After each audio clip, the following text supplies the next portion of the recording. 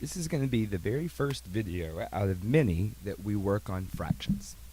Fractions has been proven to be one of the most fundamental concepts necessary for 8th graders to learn algebra. As a matter of fact, it's probably what stands in between most 8th graders that do not pass the 8th grade and being successful. And they're also one of the most misunderstood and hated things in mathematics.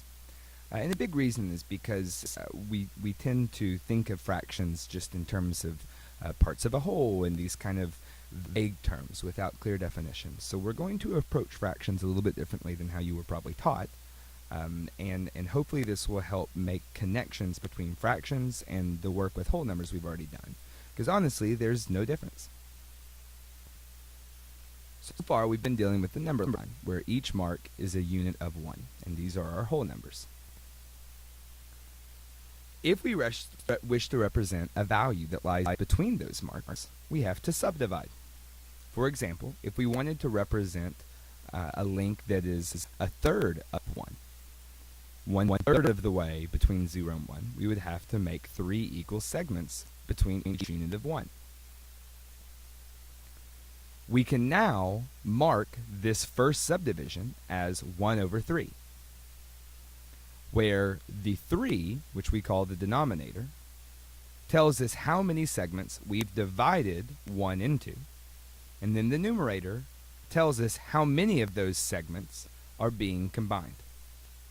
So in general, when we write a over b,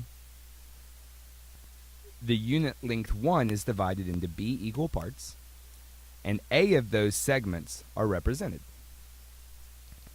If we wish to represent 2 over 3, then the subdivision is still each unit is divided into 3 equal parts. We're just now representing 2 of them. Just the same way as the number 2 represents 2 units of 1 on the number line.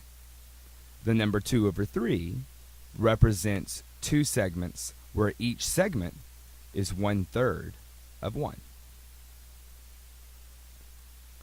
The number of segments, the number of equal segments that a number line, each unit on the number line is divided into.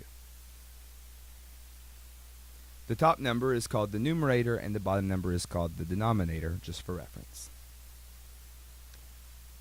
Why would we want to do this? We need to kind of get in our heads what this means. Each whole number represents a yard, let's say, and I wanted to measure 5 feet. We know there are 3 feet in a yard. Right now, that would be difficult to do because 5 feet lies somewhere in between 1 yard and 2 yards. However, if we subdivide our number line into 3 equal segments, each one of these segments represents a foot. So 3 feet is a yard, that gets us there, and then 4 feet, 5 feet. And now we know exactly where 5 feet is on the number line. Let's say that somebody's selling hats or something else, and they sell them in boxes of 5. Well, if they sell 36 hats, we can count and say, okay, well, that's 5 hats, 10, 15, 20, 25, 30, 35. And then we need to subdivide into fifths, 5 equal segments, to show exactly where 36 hats would lie on the number line. This is also typical in cooking. If a recipe calls for 2 quarts and 2 cups, well, there are 4 quarts in a cup, so we need to divide each one of these whole numbers, which is a quart, into 4 equal segments, where each one of these segments represents a cup.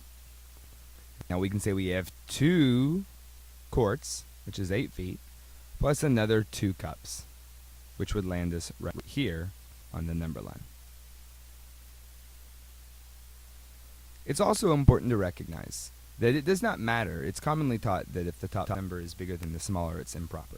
And while that's true, there's certainly nothing wrong with labeling it as 8 over 3. As a matter of fact, 1/3 means 1 segment when the unit's divided into 3 equal parts. Well, 8/3, 1, 2, 3, 4, 5, 6, 7, 8. 8/3 is just simply 8 of those sections connected. 14 means 14 of those segments connected. We can move these around and say, okay, this number line is divided into segments of 4. Well, the first segment right here, that would be 2 over 4. And we can count up 2, 3, 4, 5. There's 5 over 4. Now we're asked to find 8 over 4. Well, that's 5, so 6, 7, 8. This must be 8 over 4. And then the last one, 9, 10, 11, 12, 13 over 4. Fractions live on the number line, just as whole numbers and integers do. When a unit is divided into b equal parts, 1 over b part and a over b parts, where b is not 0. So when the number line is divided into 3 equal segments, one segment is a length of 1/3. 2/3 means 2 segments that are each a length of 1/3, which would be a total of 2/3. This is true no matter how we subdivide. If each unit is divided into 3 equal segments, our denominator, or bottom number, is 3. Here it's 4, 5, and so on. This is an exercise we would do in class. The first thing that we have to define is what's called the identity property of fractions. We need to recognize that if our unit length is divided into one section, then nothing has changed. It is already divided into one section. And therefore, a, the number of parts, is simply the whole number that it corresponds with on the number line. For example, if I were given the fraction 2 over 1, I'm saying if the number line is divided into segments of 1. Well, that's what the number line is. It's divided into segments of 1. So there's one segment of 1, 2 segments of 2. 2 over 1 is simply 2.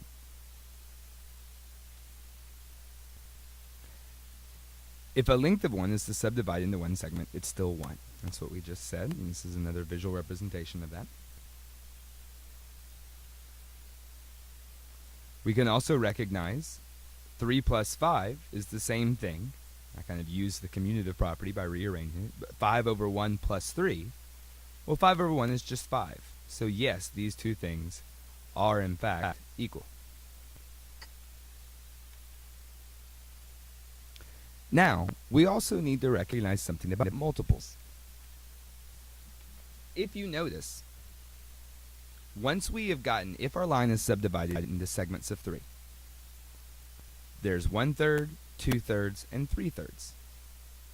If it is broken into parts of 3, and we represent all 3, then we're back to our original unit of whole numbers. 3 over 3 is simply 1.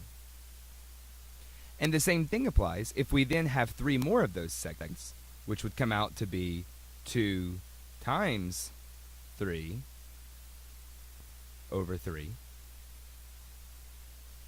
or 6 over 3. This is now the second multiple of 3, which is our subdivision, and therefore it is simply 2. And in any given case, when you have a denominator, and then your numerator is some multiple of the denominator, then the answer is simply going to be that number. Just like 3 times 3, 9 is the third multiple of 3, and therefore this is simply 3.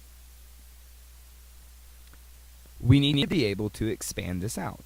We need to say, well, 20 over 4. 20 is the fifth multiple of 4. And therefore we can rewrite this as 5 times 4 and see that 5 is equivalent or equal to 20 over 4. They live on the same place on the number line. Here's a few extra problems that you can work out. And then here's some problems where you actually need to figure out, well, first of all, is 15 a multiple of 3? And this is why it's really important to have your basic multiplication memorized. Because this process, of course, we can go back to our properties of multiplication and work out each one of these, but that takes a long time. However, if you know that 3 times 5 is 15, then you know that this is the same thing as 5 times 3, which means that this is equivalent to 5. You can hit pause on your screen and do the following problems. One thing that to realize is if the multiple is 1, 1 times 3 over 3, then that answer is always going to just be 1. 4 over 4, 5 over 5, 6 over 6, those are all going to equal 1. And then there would be an activity done in class to work on this. I hope this helps. If you have any questions, my email is evan.ryan.york@gmail.com. Thank you so much.